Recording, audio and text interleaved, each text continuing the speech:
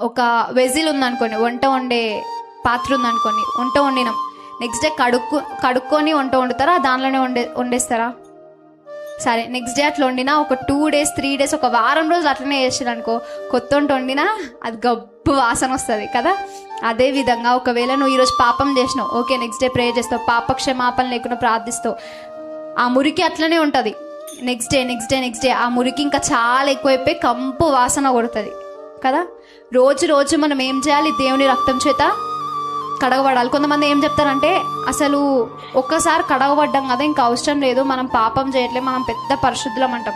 లేదు, ప్రతి ఒక్కరు ప్రతి నిమిషం పాపం చేస్తూనే ఉంటారు ఏదో ఒక విధంగా కదా. పరిశుద్ధులమా మనం? ఎవరన్నా చెప్పగలుగుతారా నేను అసలు పాపమే చేయలేను బాప్తిసం తీసుకున్నప్పటి నుంచి అని చెప్పగలుగుతారా? లేదు.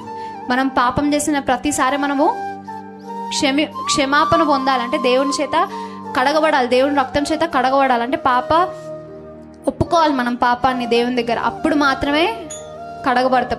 నువ్వు ఆ గిన్నెని కడగబడాలి అంటే కడగదు కదా.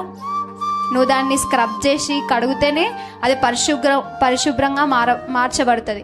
అదేవిధంగా నువ్వు ఎప్పుడైతే ఆ పాపాలను ఒప్పుకొని దేవుని దగ్గర పెట్టి విడిచిపెడతావో అప్పుడు మాత్రమే నీ పాపాలు కడగబడతాయి.